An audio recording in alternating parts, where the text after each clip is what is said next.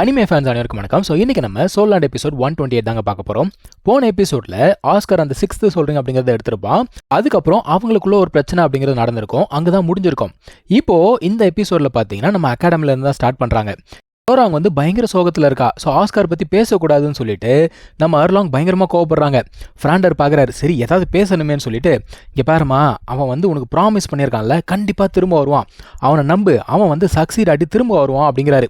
அதுக்கப்புறம் மனுஷன் என்ன சொல்கிறாரு பாருங்க, சரிப்பா எல்லாம் ஓகே, நீங்களாம் நம்ம ஸ்கூலோட ஐகான்ஸ் இல்லை, நம்ம ஸ்கூலுக்காக என்ன கான்ட்ரிபியூட் பண்ண போகிறீங்க அப்படிங்கிறாரு. அடா பாவி மனுஷா, சொல்லு என்ன பண்ண போகிற சொல்லு அப்படிங்கிறானுங்க. ஆக்சுவலாக அர்லாங் வந்து தரமான ஒரு சம்பவம் அப்படிங்கிறத பண்ணிட்டாங்க. என்னடா அப்படின்னு பார்த்தா ஒரு போஸ்டர், பசங்கள்லாம் போய் இன்ட்ரெஸ்டடாக பார்த்துக்கிட்டு இருக்காங்க. ஃப்ராண்டரும் போகிறாரு, என்னடா நடக்குது அப்படின்னு பார்க்குறாரு. அந்த போஸ்டரில் என்ன போட்டிருக்குன்னா, நம்ம ஃப்ராண்டர் ஊஜி 2 பேரும் சேர்ந்து மற்ற 5 பேர் வந்திருக்காங்களா நம்ம ஆட்கள், அவங்க கூட சண்டை போட போகிறாங்களாம். இதை பார்த்த உடனே அதிர்ச்சி ஆகிட்டான் ஊஜி. திரும்பி பார்த்தா ஃப்ராண்டரை காணோம். ஃப்ராண்டர் அங்கே ஓடி போயின்னு இருக்காரு. ஸ்ட்ரைட்டாக போயிட்டு அர்லாங்கிட்ட கேட்குறாரு, என்னம்மா பண்ணி வச்சிருக்கிற நீ, நான் என்ன சொன்னேன் நீ என்ன பண்ணி வச்சிருக்க, ஒரு எக்ஸிபிஷன் மேட்ச்சுக்கு அரேஞ்ச் பண்ண சொன்னால் அவனுங்க கூட நாங்கள் 2 பேர் சண்டை போடணுமா, இதெல்லாம் வேலைக்கு ஆகுமா, அவனுங்க ஒவ்வொருத்தருமே அப்நார்மலாக இருக்காங்க, நாங்கள் எப்படி சண்டை போகிறது, அது மட்டும் இல்லாமல் நான் இந்த ஸ்கூலோட டீனு, நான் எதுக்காக என்னோட பவரை அவங்க கிட்ட காட்டணும் அப்படின்னு சொல்லிட்டு மனுஷன் கேட்குறாப்புல. அதுக்கு அவங்க என்ன சொல்கிறாங்க, அப்படியா சரி, நாளையிலேருந்து ஸ்கூல் வேலை எல்லாத்தையும் நீ பார்த்துக்கோ, நான் அந்த சண்டைக்கு போகிறேன் அப்படிங்கிறாங்க.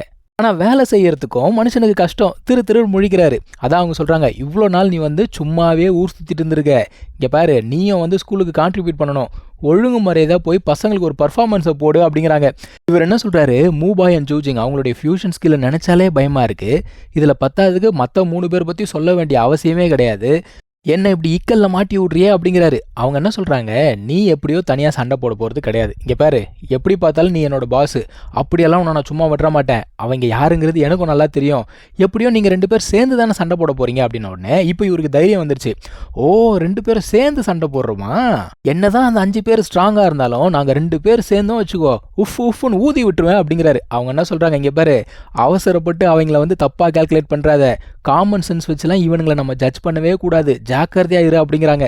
ஆனாலும் மனுஷன் என்ன சொல்கிறாருன்னா, நான் ஒரு டீன், என்னை வந்து இந்த பசங்க ஜெயிச்சிருவாங்களா, நான் மட்டும் இவனுங்கிட்ட தோத்துட்டேன், நான் ரிட்டையர் ஆயிடுறேன் அப்படிங்கிறாரு. அது மட்டும் இல்லாமல் அடுத்த ஒரு கேள்வி கேட்குறாரு பாருங்க, சரி பசங்க கிட்ட என்ட்ரி ஃபீஸ் கலெக்ட் பண்ணிட்டியா அப்படிங்கிறாரு. அதான் அவங்க கேட்குறாங்க, ஏயா அந்த ஒரு கிங்டம்லேருந்து நமக்கு காசு வந்துக்கிட்டே இருக்குது, காசுக்கு இங்கே எந்த குறையும் கிடையாது, ஆனாலும் நீ அடங்க மாட்டியா அப்படின்னு கேட்டால் மனுஷனுக்கு இதெல்லாம் பழகிடுச்சான், வேற வழி இல்லை ஆத்தா அப்படிங்கிற மாதிரி சொல்கிறாரு. இன்னொரு பக்கத்தில் ஆஸ்கார் காட்டுறாங்க. அந்த ஹல்க் இருக்கார்ல, அவர் என்னடானா மீன் சுட்டுக்கிட்டு இருக்காரு. டேய் சண்டை முடிஞ்சு போச்சா, ஆஸ்கார் பார்த்தீங்கன்னா மயக்கத்தில் இருக்கான். ஆக்சுவலாக சண்டை என்ன ஆச்சுன்னா, இவங்க 2 பேரும் சேர்ந்து அட்டாக் பண்ணியிருப்பாங்கல்ல, மற்றவங்களுக்குலாம் ஆச்சரியம், என்னடா இவன் ஹல்குடைய பவரை யூஸ் பண்ணுறான், எப்படா சாத்தியம் அப்படின்னு பார்த்துருப்பாங்க. ஸோ கடைசியாகவும் சண்டை முடியல. ஒருத்தனுக்கும் நம்ம ஆஸ்காருக்கும் சண்டை நடக்கும்பொழுது ஆஸ்கார் என்ன பண்ணியிருப்பான், ஹிடன் வெப்பன் அப்படிங்கிறத யூஸ் பண்ணி அவனை டிஃபீட் பண்ணியிருப்பான். அந்த சண்டையில் ஆஸ்காருக்குமே ஓரளவுக்கு அடிபட்டிருக்கும். ஆனால் இதெல்லாம் பார்த்து மற்றவங்க அங்கேருந்து ஓடியே போயிட்டாங்க. ஸோ ஆஸ்காருக்கு அடிபட்டதுனால அவன் மயக்கம் போட்டுட்டான். அதுக்கப்புறமா இவர் கொண்டு வந்து இவனை படுக்க வச்சிருப்பாரு. இப்போ வந்து கண் மூச்சு ஏஞ்சிக்கிறான். எந்திரிச்ச உடனே இவனுக்கு அந்த மீனை கொண்டு போய் கொடுக்குறாருப்பா. ஆஸ்காருமே நன்றி அப்படின்னு சொல்கிறான். அதான் இவர் சொல்கிறார், நானே வெளியெல்லாம் நன்றியெல்லாம் சொல்லாத அப்படிங்கிறாரு. ஸோ இப்படியே இவங்க 2 பேரும் பேசிக்கிட்டு இருக்காங்க. அதான் இவர் கேட்குறாரு, டேய் உன்னோட அந்த 6th சோல் ஸ்கில் என்னதுரா, அதை பற்றி எனக்கு சொல்லு அப்படின்ன உடனே இவன் எக்ஸ்பிளைன் பண்ணுறான். அதாவது யாரோட பிளட்டை யூஸ் பண்ணி சாசேஜ் பண்ணுறோமோ அவங்களுடைய பவரை யூஸ் பண்ண முடியும். இப்போது இவங்களுடைய சோல் பவர் அப்படிங்கிறது நம்ம ஆஸ்காரோட அதிகமாக இருக்குன்னு வச்சுக்கோங்க. அப்போ ஆஸ்காரால் வந்து 70% ஆஃப் த ஸ்ட்ரென்த் அப்படிங்கிறத யூஸ் பண்ண முடியும். இல்லை அவங்களுடைய சோல் பவர் இவனோட கம்மியாக இருக்குது அப்படின்னா 80% ஆஃப் த ஸ்ட்ரென்த்தை யூஸ் பண்ண முடியுமா. அது மட்டும் இல்லாமல் இந்த அட்டாக்கை யூஸ் பண்ணும்போது இவனோட சோல் பவர் ரொம்ப வேகமாக காலியாகிடும். அதனால தான் பக்கி பாய்வில் மயக்கம் போட்டு விழுந்துருச்சு. ஆனால் இதில் முக்கியமான விஷயம் என்னென்னா, இவன் ஒரு ஃபுட் பிரான்ச்சை சேர்ந்தவன், இவனுக்கு அட்டாக் பிரான்ச்சை சேர்ந்த ஒரு பவர் இருக்குன்னா அது சாதாரண விஷயம் கிடையாது. இப்போ மனுஷன் என்ன பண்ணுறான், அந்த சோல் போனை எடுத்து கொடுக்குறான்ப்பா. இவன் பார்க்குறான், சோல் போனா எனக்கு வேண்டாம் அப்படின்னு சொல்கிறான். அதாவது எனக்கு சோல் ரிங் கிடைச்சதே போதும், எனக்கு அதுலேயே சந்தோஷம், இதை நீங்கள் வச்சுக்கோங்க அப்படிங்கிறான். மனுஷன் என்ன சொல்கிறாருன்னா, இங்கே பாரு நீ வந்து சோல் போன் சோல் ரிங் 2த்தையும் சேர்த்து அப்சர்வ் பண்ணும்போது இதோட எஃபெக்ட் நல்லாயிருக்கும். அது மட்டும் இல்லாமல் நான் கொடுக்கறதுலேயும் ஒரு சுயநலம் இருக்குது அப்படிங்கிறாரு. அதாவது மனுஷன் ஆஸ்காரை வந்து 5 வருஷமாக பார்த்துக்கிட்டு இருக்காரு. அவனுடைய வளர்ச்சி வந்து பயங்கர வேகமாக இருக்குது. ஸோ மனுஷன் என்ன சொல்கிறாருன்னா, ஃப்யூச்சரில் நீ கண்டிப்பாக மிகப்பெரிய ஒரு ஆளாக வருவேன். ஸோ ஃப்யூச்சரில் எனக்கு ஹெல்ப் தேவை அப்படின்னா நான் கண்டிப்பாக உங்ககிட்ட தான் வருவேன். அது மட்டும் இல்லாமல் நீ வந்து என்னை பிரதர் அப்படின்னு கூப்பிட்ற, நானுமே உன்னை ஒரு பிரதராக தான் பார்க்குறேன், ஸோ இதை எடுத்துக்கோ அப்படின்னு சொன்ன உடனே இவன் அந்த சோல் போனை எடுத்து அப்சர்வ் பண்ண ஆரம்பிக்கிறான். இப்போ இந்த சோல் போனெல்லாம் சக்ஸஸ்ஃபுல்லாக அப்சர்வ் பண்ணி முடிச்ச உடனே இங்கேருந்து கிளம்பி போக ஆரம்பிக்கிறான்ப்பா. ஃப்ரெண்ட்ஸ் எல்லாம் பார்க்கணும் இல்லையா, ஏன்னா வந்த வேலை முடிஞ்சிருச்சு, தேவையானதை அச்சீவ் பண்ணியாச்சு, திரும்ப போகிறான். இப்போ இங்கே அகாடமி காட்டுறாங்க. அதாவது சண்டை அப்படிங்கிறதுக்கு ஏற்பாடு பண்ணியிருந்தாங்களே, அதுக்காக எல்லாருமே சுற்றி நிற்கிறாங்க. அருளாங்க என்ன சொல்கிறாங்க, பசங்க எல்லாரையும் டீச்சர்ஸ் நீங்கள் தான் பத்திரமா பார்த்துக்கணும், சண்டை நடக்கிற இடத்துக்குள்ளே வந்தால் அடிபட்டுரும், ஸோ ஜாக்கிரதையாக பார்த்துக்கோங்க அப்படிங்கிறாங்க. இன்னொரு பக்கத்தில் மாஸ்டர் நம்ம பசங்களை கூப்பிட்டு வராரு. அவர் என்ன சொல்கிறாரு, நீங்கள் எல்லாரும் மாஸ்க் போட்டுக்கோங்க அப்படிங்கிறாரு.